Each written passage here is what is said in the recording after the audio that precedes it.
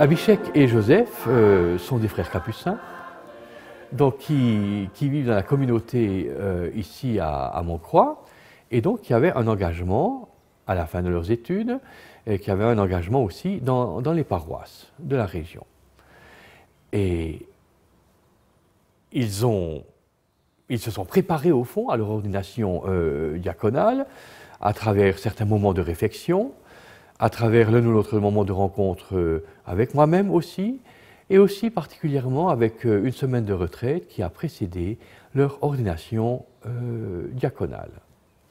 Mais il est clair que ça, c'est un peu peut-être finalement technique, parce qu'on se prépare à devenir prêtre, et donc auparavant on se prépare à devenir diacre, à travers tout le temps de la formation. Ce n'est pas seulement les 2 ou 3 derniers mois que l'on peut se dire, eh ben voilà, il faut maintenant que je m'y mette pour me préparer à mon ordination diaconale. Mais c'est tout un cheminement. Et ce qui est alors surtout important dans ce cheminement, c'est au fond que nos candidats puissent prendre conscience qu'ils deviennent vraiment serviteurs du Seigneur à travers leur ordination, et par là même beaucoup plus encore liés avec leur congrégation, puisque ce sont des frères capucins, mais aussi en lien avec un diocèse dans lequel ils vont rendre des services. Et je dis bien sûr, bienvenue à vous, chers frères Abhishek et Joseph. Avec vous, nous allons vivre cette liturgie de l'ordination diaconale en espérant que nous comprendrons toujours davantage le sens du service dans la vie de notre Église. L'ordination diaconale se passe à l'intérieur de la célébration de l'Eucharistie. Et au début de l'Eucharistie, il y a donc l'appel des candidats. Et c'est très intéressant peut-être pour ceux qui deviennent prêtres, c'est lors de l'ordination diaconale qu'il leur est demandé, au fond, de faire la promesse du célibat. Puis il y a l'écoute de la parole du Seigneur, avec la prédication. Il ne faut alors pas réfléchir trop longtemps pour découvrir que tout apostolat n'a véritablement de sens que dans la mesure où il s'enracine en ce Christ ressuscité, lequel est venu non pour être servi, mais pour servir et donner sa vie en rançon pour la multitude. Ces paroles bibliques, chers Joseph et Abhishek, vous les avez choisies comme devise pour votre ordination diaconale, avec justement la représentation du lavement des pieds.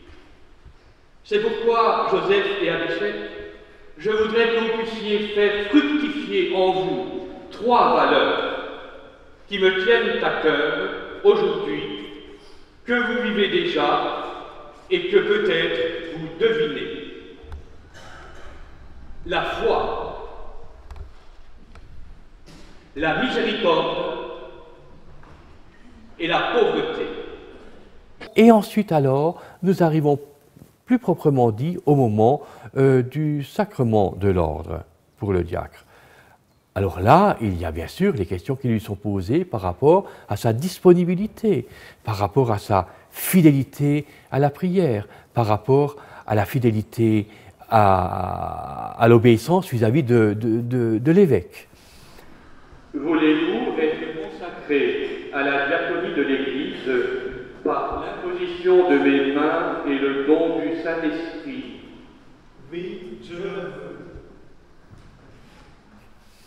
Et juste avant l'imposition des mains et la prière de l'ordination, il y a ce moment important où nous implorons les saints, parce que nous croyons que les hommes du ciel et de la terre sont là, entourant nos candidats et les aidant à ouvrir leur cœur et leurs pensées à ce moment de l'ordination.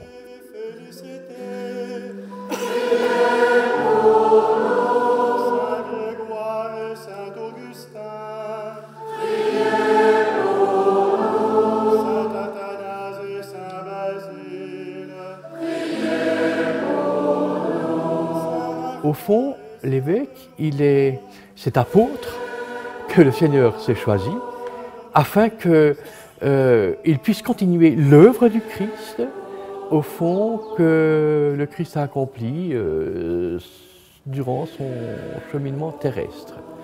Et nous savons que l'ordination a lieu par l'imposition des mains que l'évêque va célébrer, et aussi par la prière de l'ordination, au moment justement ou juste après l'imposition des mains. Au fond, l'évêque est lui aussi ce serviteur par excellence, on va le dire comme ça, dont le Seigneur se sert pour qu'il puisse y avoir à nouveau dans l'Église et des diacres et des prêtres. Je pense que si le diaconat n'existait pas dans la vie de l'Église, ça serait vraiment une très grande dimension qui manquerait. Parce que quand on pense au diaconat, on pense directement au service. Lorsque le diacre prépare les offrandes sur l'autel, lorsqu'il dépose le pain et le vin, là on note de manière plus concrète, alors je dirais, cette disponibilité du diacre dans des services les plus concrets de la vie, mais absolument indispensables.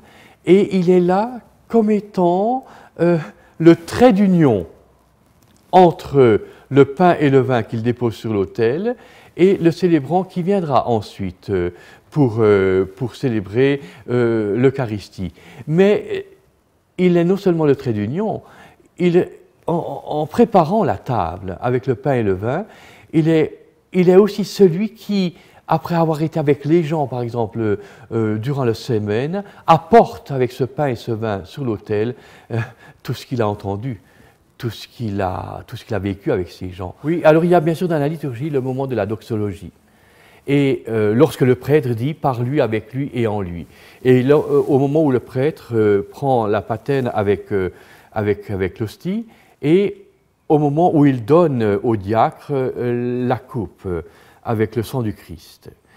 Et bien sûr, là, c'est un moment très fort, parce que avec cette coupe qui contient le sang du Christ, nous avons là tout le don de la vie du Seigneur qui est allé jusqu'au bout de lui-même.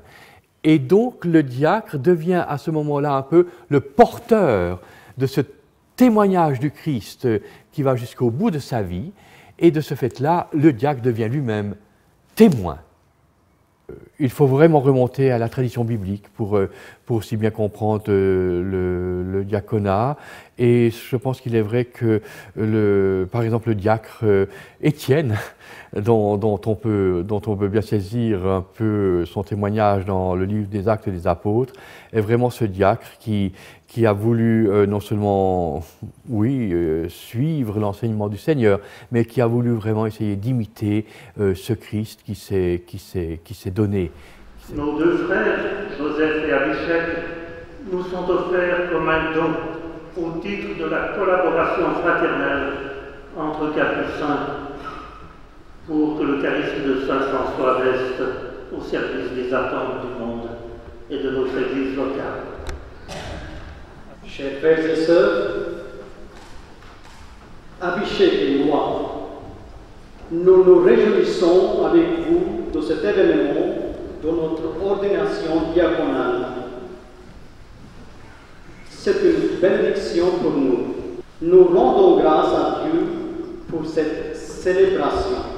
Nous aimerions vous dire merci aussi à vous pour cette journée qui a demandé beaucoup d'énergie et planification depuis des mois. Je crois que c'est important de penser à ces premiers temps de l'Église où les chrétiens étaient vraiment des ardents témoins de la foi, des ardents défenseurs de la foi et qui n'avaient pas peur, comme l'a fait Étienne, de donner sa vie au nom de sa foi. Et vous tous qui ici présents, que Dieu Tout-Puissant vous bénisse, le Père, le Fils et le Saint-Esprit.